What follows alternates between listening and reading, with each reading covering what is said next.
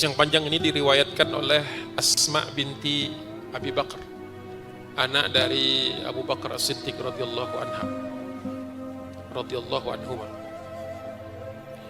Lamma waqafa Rasulullah sallallahu alaihi wasallam bi Dzituwa, ketika Rasulullah sudah berada di tempat yang bernama Dzituwa, itu di dekat atau di luar, tidak jauh dari kota Mekah, di luarnya saja. Qala Abu Quhafata li ibnati min asghari waladi, dan dia berkata kepada anak perempuannya yang paling kecil waktu itu, anak dari Abu Bakar As-Siddiq. Dia berkata, ayyu bunayyah izhari bi ala Abi Qubais, tolong bawa aku, tuntun aku untuk bisa melihat langsung dari Abu Qubais. Abu Qubais ini sebuah bukit cukup tinggi yang biasa dipakai oleh orang Quraisy untuk melihat sekitarnya. Berkata Asma binti Abi Bakar, qalat waqad kuffa basaruhu, pada hari itu atau pada masa itu Abu Quhafah, bapaknya Abu Bakar ini, sudah tidak bisa melihat lagi. Sudah diambil oleh Allah Subhanahu wa taala penglihatannya, sudah buta. Ya. Kemudian dia berkata, mengisahkan perjalanan ini, fa asyrafat bihi alaihi, kemudian aku ajak dia menanjak naik ke atas tebing yang disebut dengan Jabal Abu Qubais. Jika sampai di atas, Abu Quhafah yang tidak bisa melihat ini berkata kepada Asma, ya bunayyah madza tarain, kata dia, apa yang kau lihat? Karena dia nggak bisa melihat, dia minta bantu untuk mendeskripsikan apa yang dilihat. Kata Asma, qalat ara sawadan mujtami'an, kata dia, aku melihat titik-titik hitam, ya, hitam. Dari jauh kalau kita melihat manusia itu hanya titik-titik hitam. Kata dia, aku melihat titik-titik hitam banyak sekali jumlahnya, berkumpul-kumpul mujtami'an. Qala tilkal khail, kata dia. Abu Quhafah ini adalah orang yang ketika matanya masih bisa melihat, dia sudah tahu ini ciri-ciri pasukan berkuda, ya, karena bergerak-gerak dan titik-titik hitam saja. Kata dia, itu pasukan berkuda. Tilkal khail, kata dia. Qalat, kemudian Asma binti Abi Bakar berkata juga, menambahi keterangan, wa ara rajulan yas'a baina yaday dzalika muqbilan wa mudbiran, kata dia. Karena sudah mulai mendekat, dia bisa melihat adanya laki-laki atau sosok seseorang laki-laki yang mondar-mandir ke sana kemari, dari satu titik ke titik yang lain, dari rombongan yang satu ke rombongan. Kelihatan gitu gerakan itu lebih dinamis daripada yang lain. Ya, maju ke depan, sini, ke kanan, ke kiri. Ayyu bunayya dzalikal wazi', kata dia, itu pemimpinnya. Dzalikal wazi'. Karena waktu itu Rasulullah mengangkat 1, 2, 3, 4, 5 orang. 5 orang pemimpin dengan royahnya masing-masing, dengan benderanya masing-masing. Tapi mungkin dia tidak melihat dari Jabal Abu Qubais, tidak bisa melihat rombongan yang selatan yang dipimpin oleh Khalid ibn Walid. Yang bisa mungkin dia lihat adalah mungkin Sa'ad bin Ubadah, wallahu alam, tapi juga mungkin tertutup wilayahnya itu. Kemungkinan yang bisa dilihat dia rombongannya Az-Zubair bin Awam yang datang dari timur, dan Abu Hudzaifah yang datangnya dari utara. Jadi dia melihat sebagian saja, tidak mungkin dia melihat semuanya. Ya'ni alladhi ya'murul khayla wa yataqaddamu ilaiha, yaitu orang yang memberikan perintah kepada pasukan berkuda ini dan maju di depan untuk memimpinnya. Bisa jadi juga kalau memang dia melihat ke selatan, dia melihat Khalid, tapi kecil kemungkinan karena Khalid ya, bersembunyi dari daerah selatan masuknya. Allahu a'lam bishawab. Setelah itu dia minta turun. Cukup, kata dia, saya sudah kebayanglah banyaknya jumlah, kalau sampai yang terlihat hanya titik-titik seperti itu, turun dia ke bawah. Falamma dakhala Rasulullah sallallahu alaihi wasallam Makkah. Ini kisahnya maju agak cepat. Ketika Nabi sallallahu alaihi wasallam sudah masuk ke tengah-tengah kota Mekah itu, wa dakhalal masjidah. Rasulullah mengambil tempat di masjid di samping Ka'bah. Belum ada Masjidil Haram seperti yang kita lihat sekarang. Yang Mekah itu yang besar itu dengan segala macam pintunya. Hanya Ka'bah, tempat tawaf, fina, fina itu pojok-pojok Ka'bah, batas-batas tawaf, tempat tawaf, dan perumahan orang-orang Quraisy. Di perumahan orang-orang yang paling utama itu yang bisa rumahnya ngadep ke tempat tawaf. Dulu disebut sebagai Jiranullah. Jiranullah. Tetangganya Allah itu rumah yang menghadap tempat tawaf. Kalau sekarang tempat tawaf itu kan dikelilingi oleh masjidnya, nggak ada lagi rumah, ada hotel. Hotel menghadap tempat Masjidil Haram. Begitu. Ketika sampai di dalam masjid tersebut, dan Rasulullah sebagaimana di dalam kajian sebelumnya sudah memberikan 3 tempat aman. Pertama di rumah Abu Sufyan, kedua di rumah masing-masing, dengan perkataan atau pesan Nabi kepada Abu Sufyan, wa man dakhala dara Abi Sufyan fahuwa amin. Barang siapa yang masuk ke rumahmu akan diberikan keselamatan, jaminan keamanan. Wa man kafa yadahu, barang siapa yang meninggalkan persenjataannya, tidak membawa apa-apa di tangannya. Wa aghlaqa babahu fahuwa amin. Masuk ke rumah dan menutup pintu rumahnya, dia juga dapat keselamatan. Dan yang ketiga kata Rasulullah, oleh sebab itu Rasulullah bisa ketemu dengan orang-orang musyrik di samping Ka'bah. Kata Nabi bersabda, wa man kafa yadahu wa dakhalal masjidah fahuwa amin. Barang siapa yang tidak membawa persenjataan, mengosongkan tangannya, masuk ke dalam sekitar Ka'bah yang disebut dengan masjid, fahuwa amin, kata Rasulullah, maka dia mendapatkan keselamatan, jaminan keselamatan. Oleh sebab itu Abu Bakar As-Siddiq memanfaatkan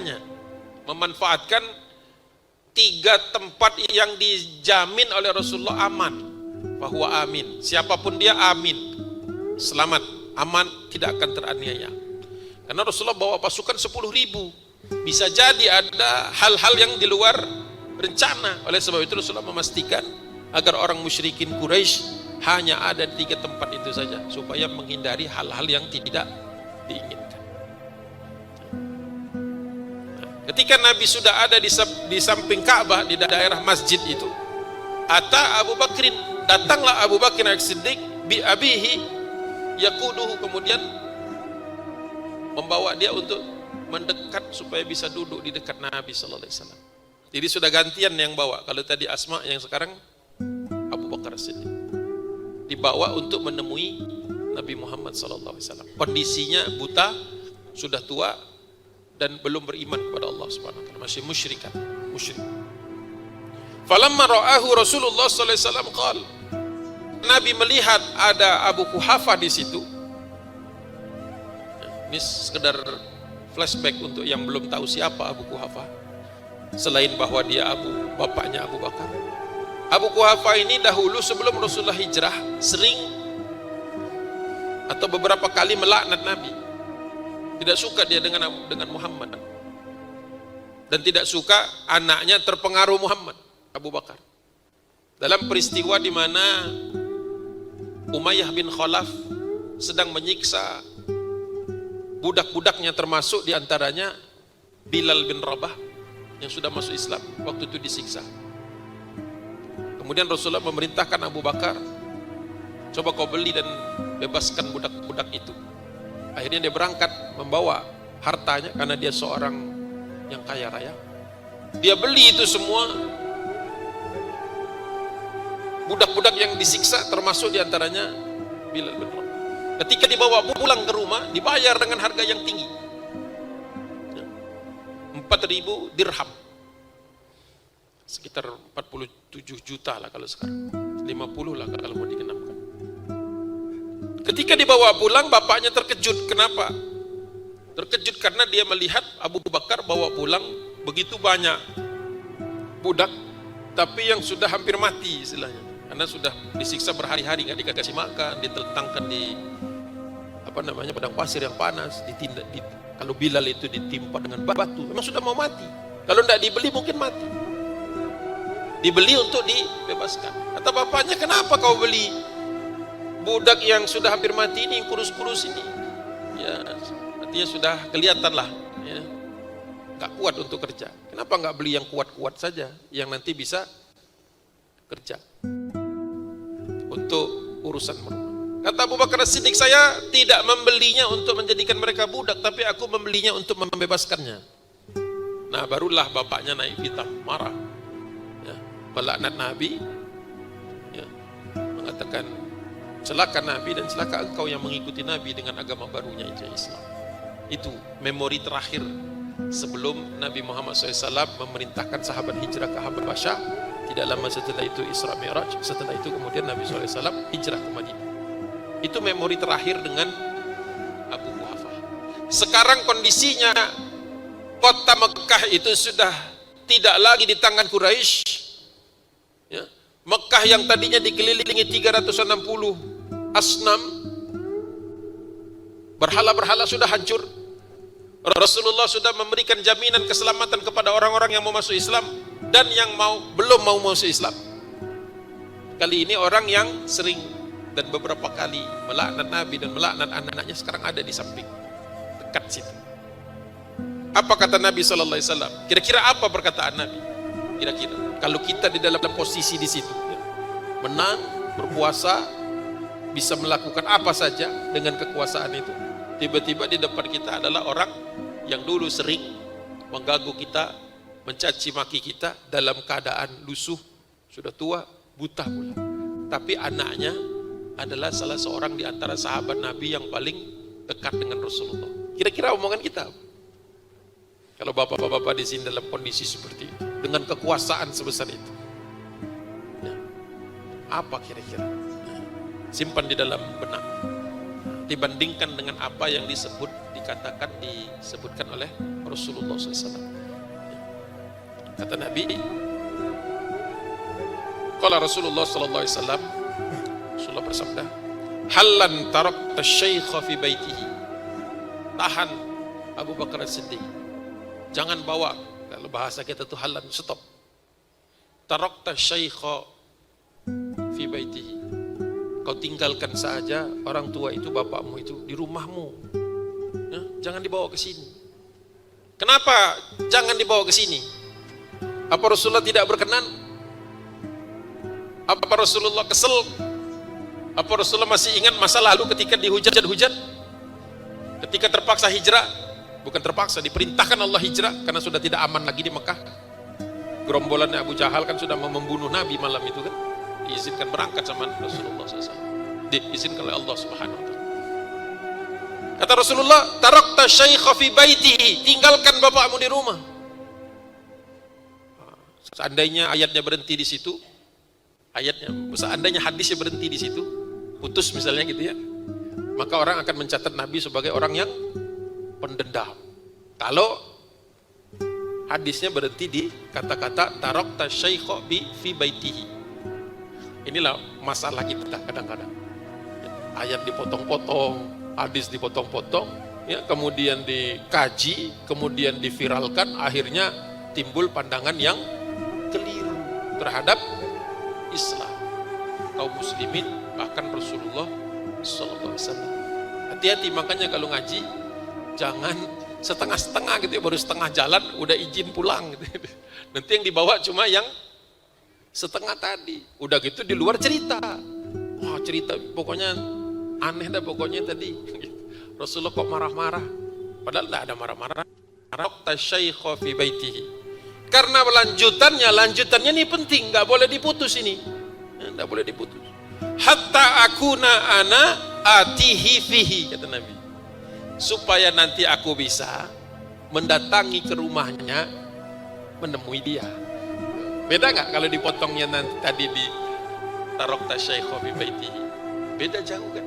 Beda jauh. Karena kenapa kata Rasul tidak usah dibawa ke sini, kasihan Rasulullah. Iba, apa kalau bahasa kita?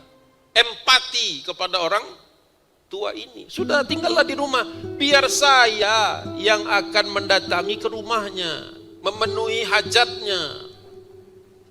Tuh, terhadap orang yang melaknat Rasulullah membalasnya dengan menghormatinya. Jadi inilah pentingnya kita melihatnya secara utuh. Makanya tadi ada konteksnya dulu, saya ceritakan latar belakang dulu kan, Mekahnya seperti apa. Karena hadis itu juga seperti ayat Al-Quran, sebagian ada asbabul wurudnya. Kalau Al-Quran kan ada asbabun nuzul, kenapa dia turun, walaupun tidak semua ayat ada.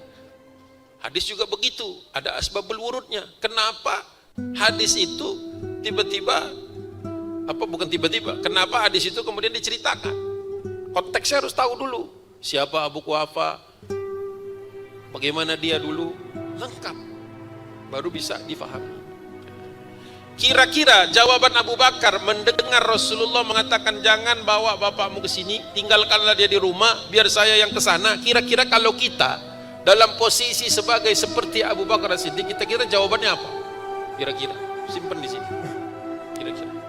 Mungkin di antara kita, oh baiklah, ya, baiklah. Kalau begitu kami tunggu di rumah. Ya, gitu. Mungkin.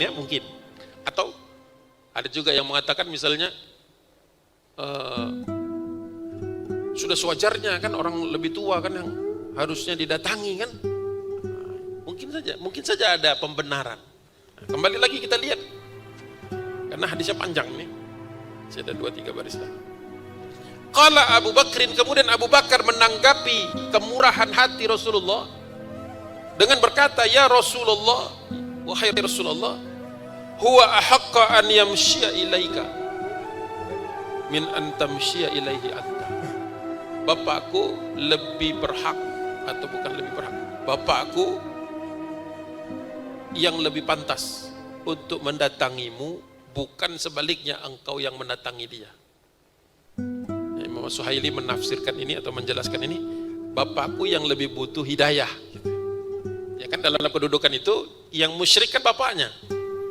Kalau bapaknya ditinggal di rumah, nunggu Nabi datang misalnya, dan pasti Nabi datang karena itu janji. Rasulullah kalau janji gak pernah dikhianati. Tapi kan ngurus umat nih banyak kan, berbondong-bondong orang masuk Islam, berbondong-bondong ribuan orang, suku demi suku masuk Islam itu di dalam Quraisy itu. Misalnya selesai setelah 15 hari baru ke rumahnya Abu Bakar As-Siddiq menemui Abu Quhafa.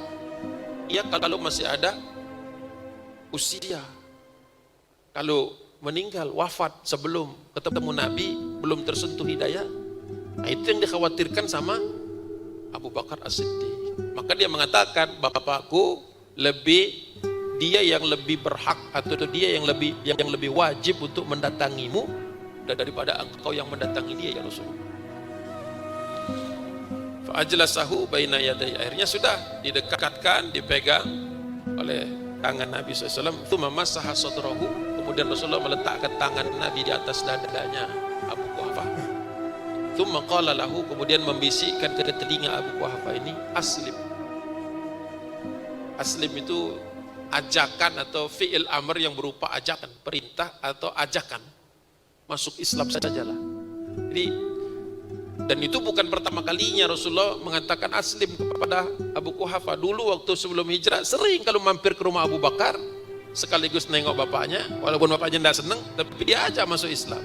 Jadi bukan baru sekali, sudah berkali-kali. Cuma dulu Rasulullah belum punya kekuatan. Rasulullah hanyalah seorang di antara orang-orang Quraisy. Ya, belum kelihatan kekuasaan, baru sedikit, baru segelintir orang.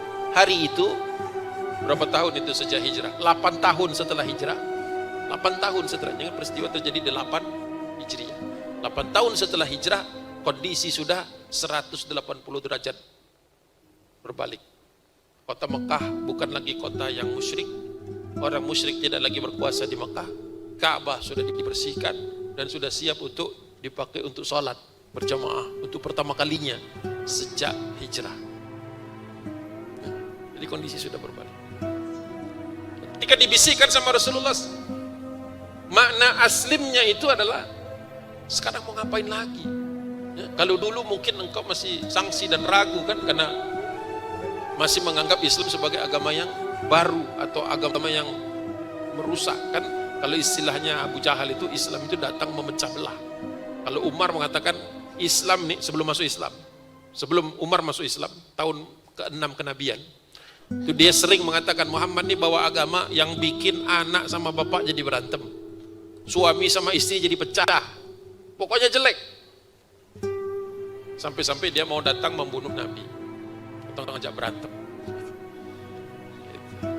Jadi ketika itu kata Rasulullah, sekarang mau apalagi argumentasinya yang ingin kau sampaikan, apalagi.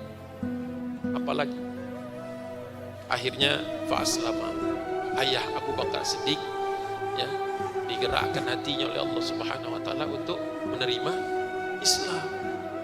Ternyata bukan kekuatan, bukan pasukan, bukan, ya mungkin itu juga mendukung tentu saja.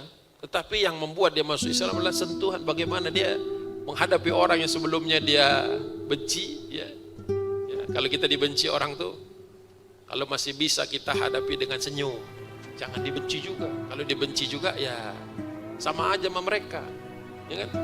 Ya benci sama kita, senyum. Karena orang-orang yang suka benci tanpa alasan itu sebenarnya kurang perhatian, kurang pendekatan. Jadi bawaannya marah terus, kesel terus. Padahal dengan sentuhan seperti itu orang itu masuk Islam. Siapa yang paling bahagia masuk Islam? Abu Quhafa, Abu Bakar Siddiq tentu saja, ya kan? Gimana nggak bahagia? Apa sih yang paling bahagia mukmin itu? Melihat orang yang dicintainya mendapat hidayah. Itu paling nikmat, paling nikmat. Ya, Masya Allah. Itu satu kisah. Makanya babnya sengaja nggak saya baca. Kalau dibacakan nama babnya itu ya terbongkar ceritanya gitu, nggak menarik ya. Babnya Islamu waladi Abi Bakrin, masuk Islamnya Bapak Abu Bakar. Kalau sudah itu kan udah tahu ceritanya, skip, lewat gitu. Ya, jadi kalau Sirah Nabawiyah kalau masih bisa tutup dulu tuh judulnya supaya ceritanya kita baca sampai selesai baru buka. Oh, pantesan. Gitu. Karena kalau ngelihat judulnya banyak orang kan baca buku lihat judulnya aja. Akhirnya dia tidak mendapatkan secara maksimal dari kisah tadi. Ibrohnya buat kita, ya, pemahaman buat kita. Alhamdulillah. Itu satu bab selesai. Bab yang berikutnya. Sengaja nggak saya kasih judulnya dulu ya, ceritanya dulu. Ibnu Hisham kemudian mencatat bahwa ya, anna Sa'dan hina wajjaha dakhilan qal al-yawmu yawmul malhamah al-yawmu tustahallul hurma. Ya, ketika Sa'ad, yang dimaksud dengan Sa'ad di sini adalah Sa'ad bin Ubadah. Sa'ad bin Ubadah Al-Ansori, salah satu kepala suku Ansor. Sa'ad bin Ubadah ketika dia memimpin salah satu rombongan, ya, ketika hendak masuk ke dalam kota Mekah, kan Rasulullah membagi jadi 5 nih, ada yang dari barat, ada dari timur, dari selatan, dari utara, ada 2, termasuk Nabi dari utara. Jadi kota Mekah itu dimasuki dari berbagai syi'ibnya, berbagai pintu-pintunya, lembah-lembah sukses. Nah, sahabat yang bernama Sa'ad bin Ubadah ketika masuk membawa rombongannya melantunkan syair. Syairnya berbunyi al-yaumu yaumul malhamah. Hari ini adalah hari pembalasan. Malhamah itu juga bisa diterjemahkan hari pembantaian. Kata Sa'ad bin Ubadah. Al-yaumu tustahallul hurma. Hari ini akan dihalalkan yang biasanya diharamkan. Entah dari mana dia dapat ide untuk melantunkan syair tadi. Dari mana idenya? Yang jelas bukan dari Rasulullah. Karena kata Nabi SAW kepada seluruh panglimanya kalau masuk kota Mekah itu, yadkhulu Makkah wa an la yuqatilu illa man qatalahum. Tidak boleh ada yang menganiaya, membunuh, menyerang siapapun yang ada di kota Mekah itu illa man qatalahum, kecuali yang menyerang lebih dahulu, kecuali diserang maksudnya. Itu perintah Rasulullah. Tapi kenapa Sa'ad bin Ubadah mengatakan sebaliknya? Hari pembalasan, hari dihalalkan yang haram. Nah, kembali ini hadis ini kalau berhenti di sini bahaya. menjadi justifikasi. Nah, tuh kan lihat tuh. Sa'ad bin Ubadah aja membantai orang. Nah, kalau berhenti di sini hadisnya, makanya jangan berhenti, jangan pulang dulu. Karena berhenti di sini bahaya, pulang bawa benak. Oh, ternyata diperbolehkan bantai. Ini kalau diambil sepotong. Ketika dia melantunkan tadi, fasami'aha rajulun minal muhajirin yuqalu lahu Umar bin Khattab.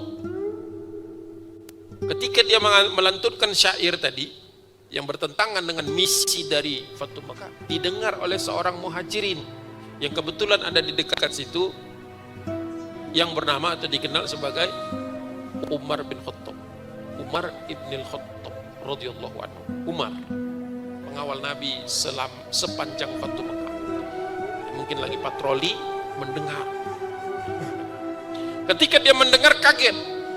Ketika dia kaget, dia lapor kepada Rasulullah. Ya Rasulullah, qala Umar bin Khattab, ya Rasulullah, isma' maqal Sa'du bin Ubadah, kata dia. Dengarlah itu. Kalau bahasa kita, apakah kau sudah mendengar perkataan Sa'ad bin Ubadah, salah seorang dari 5 panglima yang diangkat Nabi? Kata Rasulullah, apa kata dia?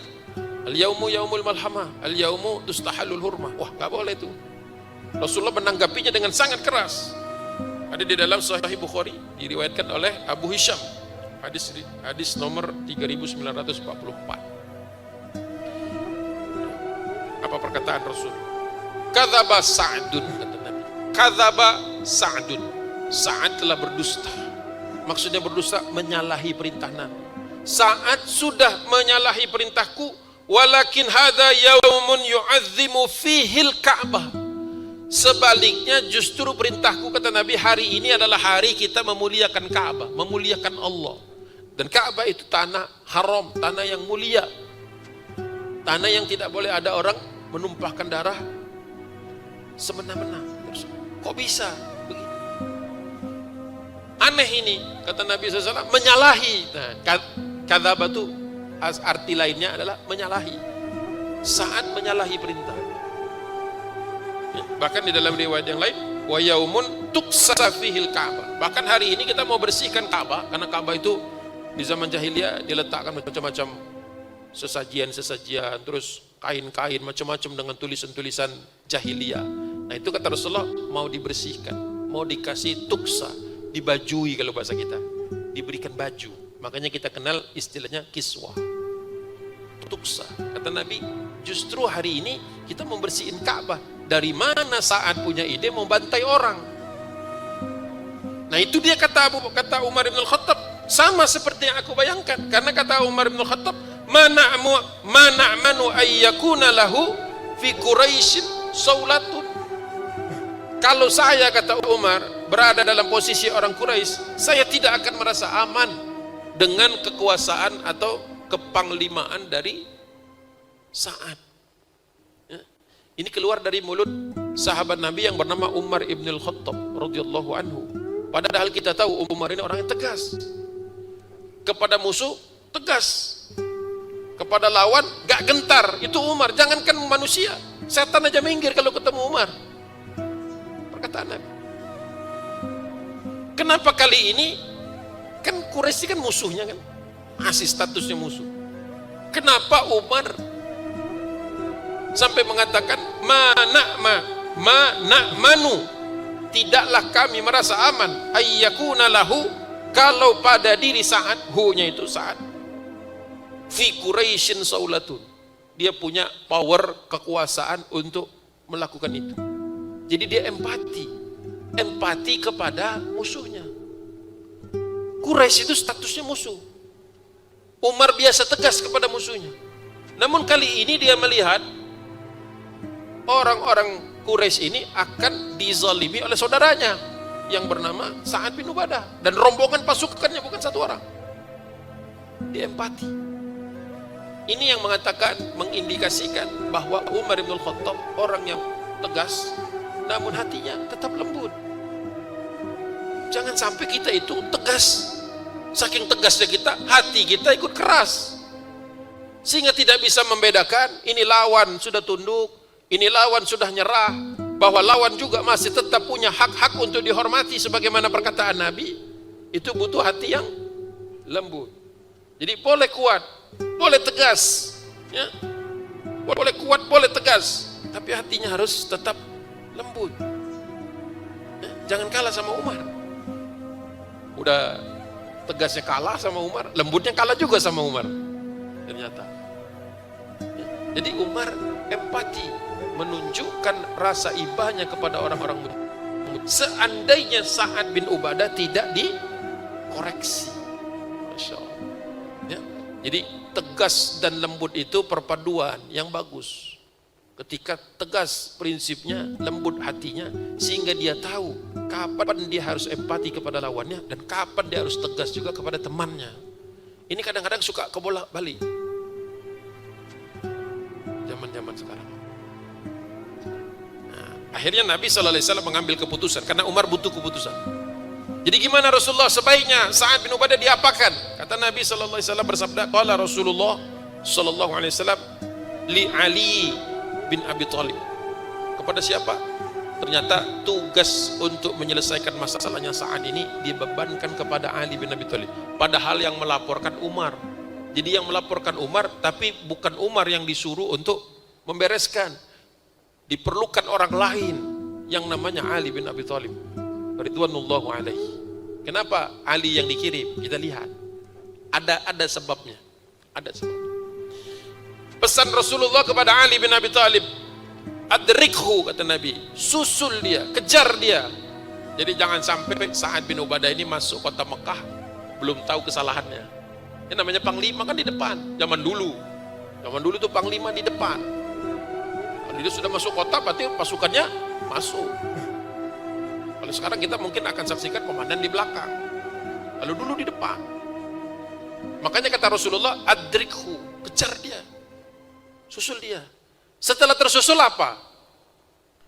Ya, fakhudir rayata, ambil darinya benderanya. Nah, Rasulullah kan punya roya, bendera Nabi Sallallahu Alaihi Wasallam. Punya liwa tidak lepas dari sisi Nabi. Walaupun yang megang bisa orang lain. Tapi kalau roya itu diberikan kepada para panglima. Di dalam Fatu Mekah ada 5 panglima, dikasih satu-satu. Nah kata Nabi, susul dia, ambil benderanya. Ambil, bukan rebut, ambil baik-baik. Fakhudir rayata minhu, dari tangannya. Fakhudir rayata minhu fakun antal ladzi tadkhulu biha. Dan kau gunakan bendera yang sudah ada di tanganmu itu untuk memimpin rombongan ini masuk ke dalam kota Mekah. Jadi perintahnya bukan hentikan operasinya, bukan hentikan pasukannya, cuma ganti pemimpinnya saja. Ganti pemimpinnya saja, karena misinya masih, bahasa anak sekarang, masih on the go, masih ongoing, masih berlaku. Pimpinannya aja yang diganti, yaitu Sa'ad bin Ubadah, karena tidak sejalan dengan sabda Nabi dan tidak sejalan juga dengan ayat Allah. Kan yang berkenaan dengan Fatu Mekah ini kan surah An-Nasr. Apa bunyinya? A'udzubillahi minasyaitonirrajim. Bismillahirrahmanirrahim. Idza jaa nasrullahi wal fath. Keterangan awalnya itu ketika telah datang pertolongan Allah, maka kemenangan. Maka ada kemenangan.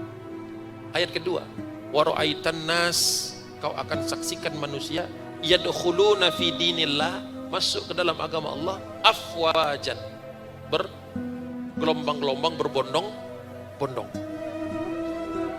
Jadi misi Fatu Mekah itu bukan menghancurkan kota, bukan menghabisi orang Mekah, tapi apa? Memfasilitasi, mengondisikan suasana sehingga yadkhuluna fi dinillahi afwaja. Bisa enggak merealisasikan yadkhuluna fi dinillahi afwaja pakai pedang? Yang ada orang malah berontak, malah ngangkat senjata yang tadinya sudah waqafa wa man kafa yadahu wa aghlaqa babahu, kan udah masuk di rumah, udah asik-asik, udah tenang, tinggal mikir masuk Islam apa enggak. Enggak masuk Islam juga enggak masalah. Ada beberapa orang yang tidak masuk Islam diperbolehkan sama Rasulullah. Belum dilarang waktu itu tinggal di sekitar Ka'bah, di Mekah. Ada. Jadi begitu. Apa yang terjadi di lapangan? Apa yang terjadi di lapangan? Apa yang terjadi di lapangan tidak dijelaskan di dalam Sirah Nabawiyah Ibnu Hisham. Mau bolak-balik halamannya nggak ada. Ya, keterangan tambahnya ada di dalam kitab Zadul Ma'ad. Ya, diambil dari juz 1 halaman 423, cetakan saya di rumah. Zadul Ma'ad Darul Hadis, ya, cetakan Kairo. Nah, di dalam Zadul Ma'ad itu ada bagian yang menjelaskan ini. Diambil dari kitab Maghazi di dalam Sahih Bukhari, ya, hadis nomor 4280. Babnya bab bendera, bab roya. Jadi kalau dicari-cari kadang-kadang hadis-hadis itu nyelip bukan nyelip, maksudnya ada dia bab-bab yang kita tidak duga. Kenapa? Karena kita tidak terbiasa menghafal hadis satu buku, satu kitab. Kalau zaman dahulu para ulama kalau menghafal hadis itu, misalnya menghafal hadis Bukhari, kalau kita kan 1, 2 gitu kan, loncat-loncat pula hadis 60, kemudian hadis 2000, hadis 4000 gitu kan. Kalau zaman dulu yang namanya menghafal hadis itu dari hadis 1 sampai habis, dan dulu nggak pakai nomor. Nomor itu kan datang akhir-akhir ini. Dulu nggak pakai nomor. Gimana orang hafalnya? Hafal sanad, hafal matan. Gitu. Itu baru disebut menghafal hadis. Jadi kalau baru satu itu namanya menghafal, apa istilahnya, prasmanan. Ambil yang kita perlu. Dulu harus dimakan semua, satu buku. Berapa kitab? Hadis Bukhari Muslim. Dan itu harus diselesaikan semuanya. Gimana kita kalau, padahal kita cuma butuh satu kadang-kadang kan, tapi harus baca semua. Itulah bedanya zaman dulu dengan zaman sekarang. Ya. Nah, di dalam kitab bendera, jadi nyarinya di dalam kitab bab bendera. Jadi buka Sahih Bukhari bab bendera. Ya. Ada di situ. Wa arsala ila Sa'din, dikirimlah Ali bin Abi Thalib untuk menemui Sa'ad. Fanaza'a minhul liwa, diambil dari tangannya liwa. Jadi Ali datang mengatakan, atas perintah Rasulullah bendera ini saya ambil dari tangan. Ambil dari tangan. Kalau bapak dalam posisi Sa'ad bin Ubadah melakukan kesalahan terus dibebas tugaskan, terima enggak? Nah, kalau diam berarti tidak terima. Kebiasaan manusia begitu. Kalau dia salah, gara-gara kesalahannya dia harus turun jabatan, biasanya tidak mau. Biasanya. Namun sahabat Nabi beda. Diambil bendera dari tangannya, sami'na wa ata'na.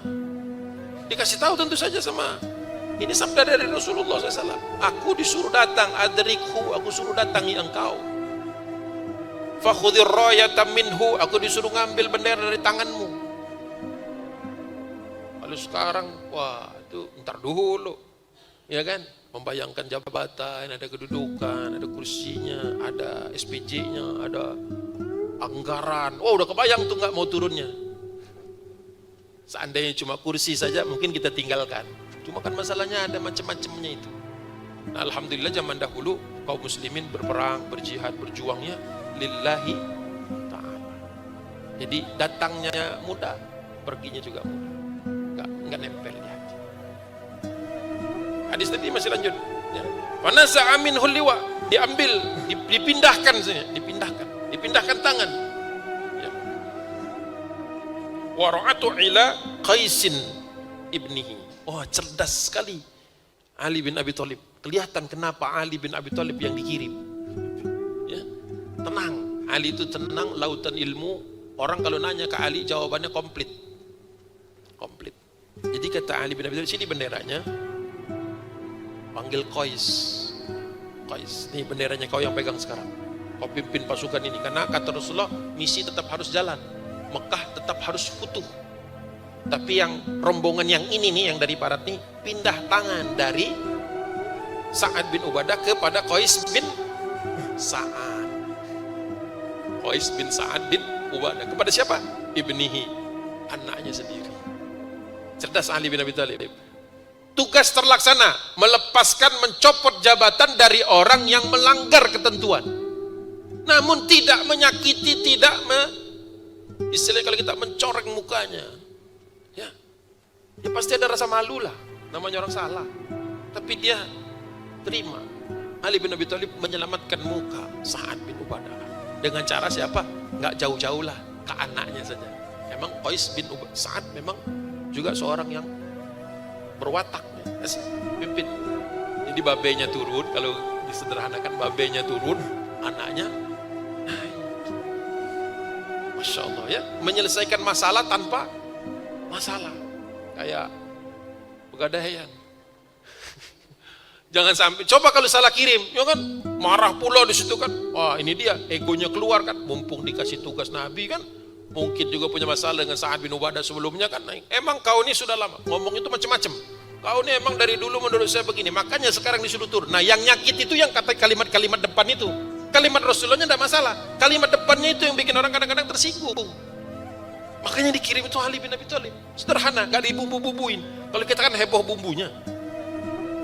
Aku disuruh menyusul engkau, disuruh mengambil bendera dari tanganmu dan memberikannya kepada orang yang paling berhak. Orang semua mengira Ali yang mau bawa.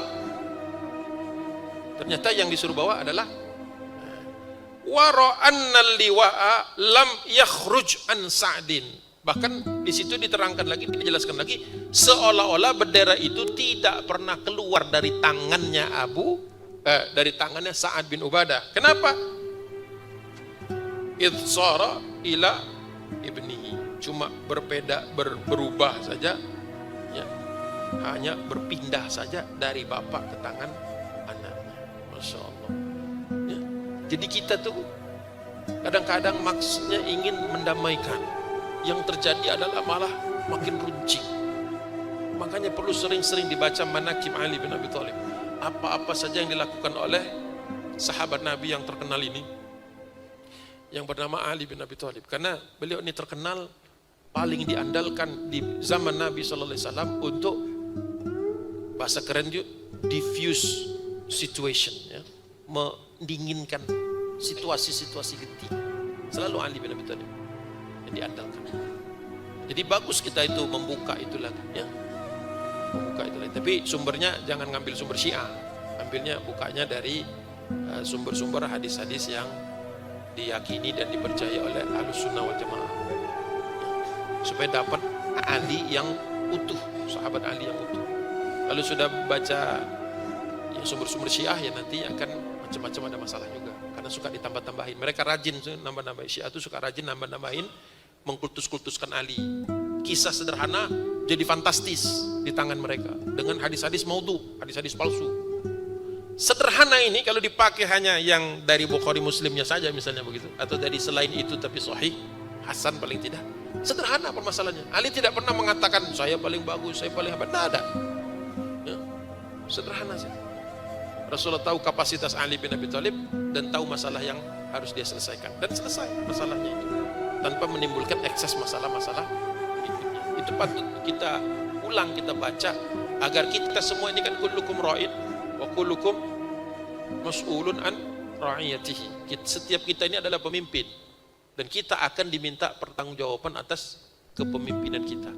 Jadi bagus kita baca bagaimana Ali menyelesaikan masalah-masalah di zaman Rasulullah dengan cerdas, dengan baik, dengan salih, tidak menimbulkan masalah lain, sebagai bekal buat kita. Karena kan makin lama hidup ini makin berat, fitnah makin banyak ya, masalah-masalah makin runcing. Jadi dibutuhkan oleh orang yang tidak menimbulkan banyak masalah. Gitu. Dan mungkin karena itu sudah hampir 10 menit lagi jam 1. Memang baru cuma dapat 2 halaman sih ya. Namun mudah-mudahan 2 halaman ini ada apa perasannya ya. Perasannya itu bisa kita pakai mengatasi masalah-masalah saat ini. Ya. Kalau cuma baca hadisnya boleh baca sendiri, tidak ada masalah. Itu. Ya. Baik, mungkin kalau ada pertanyaan barang 10 menit, kalau tidak ada ya ibaratnya sekelas kita bubar lebih awal. Ada? Adakah? Baik, kalau tidak ada alhamdulillah, jangan dibuat-buat. Kalau memang nggak ada ya sudah nggak ada ya. Jadi 2 poin saya ingin ulang saja, bukan ulang apa, pertegas lagi. Bagaimana Rasulullah menghadapi Abu Quhafah. Akhlak itu paling depan. Dalam perang pun akhlak tidak harus menjadi rusak. Dalam perang pun akhlak tetap harus dijunjung tinggi. Makanya aneh kalau orang kemudian menggambarkan Islam itu serem. Jangan dibahas perangnya. Loh, kenapa saya bilang? Ustaz, Ustaz jangan dibahas perang-perangnya. Kenapa? Saya bilang. Ya keras nanti. Kamu sudah baca belum? Saya bilang. Ini kan bab perang kan. Coba dibuka berapa halaman. Babnya Futu Mekah. Tapi di dalamnya ada kemuliaan akhlak Nabi. Kalau bab ini dicoret, hilang sudah. Asal misalnya kita tidak bahas, maka hilang sudah bagaimana Rasulullah menunjukkan. Dan kemuliaan akhlak Abu Bakar As-Siddiq. Ingat, jadi dalam kondisi tegang, dalam kondisi genting, bahkan perang kalau digambar ini, tetap kaum muslim ini harus menjaga kemuliaan sifat-sifatnya. Jangan jadi binatang. Yang kalau orang lain itu kan mengatakan perang itu apa aja boleh. Lihat film-film kan. Dalam Islam perang itu ada aturan. Ada aturan. Ada akhlak di dalamnya. Jadi bab perang itu ya bukan namanya saja. Yang kedua yang dibawa pulang adalah satu, siapapun bisa salah. Sa'ad bin Ubadah saja bisa keliru. Sahabat Nabi radhiyallahu anhu, enggak pernah dicabut radhiyallahu anhunya karena masalah ini. Artinya tetap mendapatkan ridha dari Allah Subhanahu wa taala. Namun dia melakukan kesalahan. Nah, kalau kelas sahabat saja bisa keliru, ya, apalagi kita. Jadi jangan sok paling benar, itu loh satu. Nanti keliru siapa yang mau benerin kalau merasa paling benar, kan nggak bisa dikoreksi jadinya. Kalau nggak bisa dikoreksi, apa yang terjadi? Sampai akhir riwayatnya dia akan terus keliru. Satu. Yang kedua, Ali bin Abi Thalib kalau disuruh kita petugas untuk menyelesaikan pertikaian di antara sahabat atau masalah-masalah internal kaum muslimin, selesaikan tanpa menimbulkan masalah lagi. Makanya kontrol omongan. Kontrol omongan. Karena salah satu masalah kaum muslimin ini syahwatul kalam. Kebanyakan ngomong yang nggak perlu. Tuh, kuncinya di situ. Ya? Kebanyakan kalam, kebanyakan ngomong, kebanyakan makan, sama kebanyakan yang di bawah. Itu bisa jadi masalah kalau diperturutkan. Kalau diperturutkan. 3 sumber dosa paling banyak kan, mulut, perut, yang di bawah perut. Sederhana hadis Nabi SAW. Yang kedua, yang ketiga, ketika dikoreksi, mbok ya kayak Sa'ad gitu loh. Ngerti nggak maksud saya? Kalau salah itu biasa, manusia itu pasti ada salahnya. Nah ketika dikoreksi, mbok ya terima gitu. Mbok ya buka dikit hati itu. Ya, oh iya ya saya salah. Kata Ali bin Abi Thalib, orang saya bisa jadi salah. Bisa jadi salah. Ya. Dan orang lain bisa jadi benar.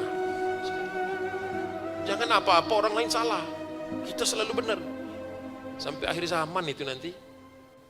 Untuk ingat itu. Sahabat saja bisa salah, tapi mereka saling koreksi dengan cara yang penuh dengan rahmat. Dalam situasi perang. Gitu kan. Dahsyat kan dalam kondisi perang, bisa dingin itu pemikiran, Masya Allah. Gitu. Ya. Dan yang pesan yang mungkin tidak tersampaikan persis tadi ya, tapi saya tambahkan saja menutup sedikit ini. Seperti bagaimana Sa'ad bin Ubadah, dia punya anak namanya Qais bin Sa'ad. Ya. Berarti didik anak kita, karena suatu saat bisa jadi anak kita itu akan menggantikan peran kita. Ya. Berarti kan sebenarnya kalau mau dilihat sisi positifnya, Sa'ad bin Ubadah berhasil mengkader anak yang bernama Qais bin Sa'ad, sehingga dinilai oleh Ali bin Abi Thalib pantas untuk membawa bendera Nabi SAW. Kan tidak sembarangan itu Ali bin Abi Thalib, milih orang juga. Jadi pentingnya kita sebelum kita keluar ya, ngajarin orang sana kemari. Dia tuh anak di rumah gimana, ya kan? Anak orang nanti sudah ada tanggung jawab orang tuanya, anak sendiri tanggung jawab kita. Jangan sampai kita keluar kemana-mana, nanti ada jamaahnya letuk, Ustaz anaknya gimana? Jadi malu gitu kan? Anaknya gimana? Jadi urusi juga anak. Bahkan mungkin harusnya lebih utama kalau kita melihat kisah ini. Walaupun tidak tersirat ya, tidak tersurat, tapi berarti kualitas Qais bin Sa'ad bisa mengimbangi ayahnya. Jadi kalau bisa anak kita bukan hanya mengimbangi, lebih baik daripada kita, itu lebih bagus. Supaya apa? Dalam kondisi tertentu ketika anak kita disuruh ganti, bukan makin runyam. Itu yang terjadi ketika kerajaan-kerajaan di kemudian hari kan. Ketika diganti ke anaknya, bukan makin bagus, malah makin runyam. Andalusia jatuh gara-gara begitu. Daulah Umayyah jatuh gara-gara itu. Abbasiyah jatuh gara-gara itu. Kenapa? Seketika raja atau pemimpin tidak bisa mengkader anaknya. Bukan sekadar melahirkan, kalau melahirkan kan biologis. Ini kita bicara ideologis, anaknya sesoleh bapaknya atau sesoleh ibunya.